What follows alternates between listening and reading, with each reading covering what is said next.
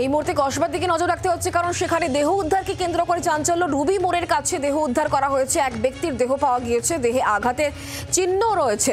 দুর্ঘটনা বলেই এখনো পর্যন্ত পুলিশ প্রাথমিকভাবে অনুমান করছে। পুরো বিষয় নিয়ে আমরা আরো জানবো, কথা বলবো। আমাদের সঙ্গে রয়েছেন আমাদের প্রতিনিধি অয়ন ঘোষাল। অয়ন, কি জানা যাচ্ছে এখনো পর্যন্ত, কিভাবে এই ব্যক্তির মৃত্যু ঘটলো? পুলিশ কি বলছে? এটা কি দুর্ঘটনা নাকি আরো অন্য কোনো কারণ থাকতে পারে?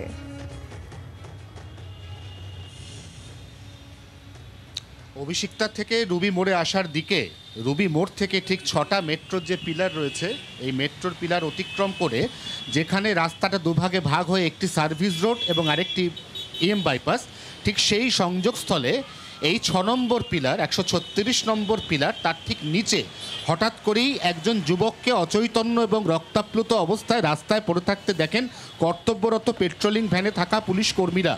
তার অনতি দূরে একটি স্কুটি পড়েছিল, যেটি রাস্তার মধ্যে আড়াআড়ি টাল খেয়ে পড়েছিল, কিন্তু স্কুটিটি খুব বেশি ক্ষতিগ্রস্ত হয়নি।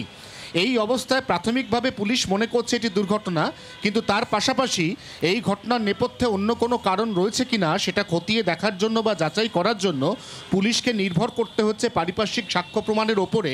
কারণ ঠিক নির্দিষ্ট করে যে জায়গাতে ওই যুবকের দেহ পাওয়া গেছে তার ধারে কাছে কোনো সিসিটিভির ক্যামেরা নেই। রুবির মোড়ে যে সিসিটিভি ক্যামেরাগুলো অভিষিক্তার দিকে মুখ করা রয়েছে, সেই ক্যামেরার রেঞ্জের বাইরে পড়েছিল দেহটি। অতএব প্রাথমিকভাবে পুলিশ এটিকে দুর্ঘটনা মনে করলেও সমস্ত রকম সম্ভাবনার কথা মাথায় রেখেই তদন্ত শুরু করেছে। যুবকের পরিচয় জানার চেষ্টা চলছে।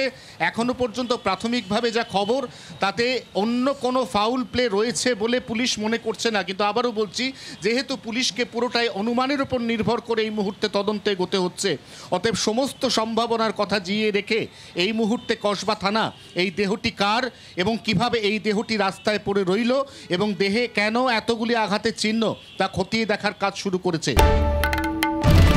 বাংলার আওয়াজ, বাঙালির আবেগ, জি 24 ঘন্টা।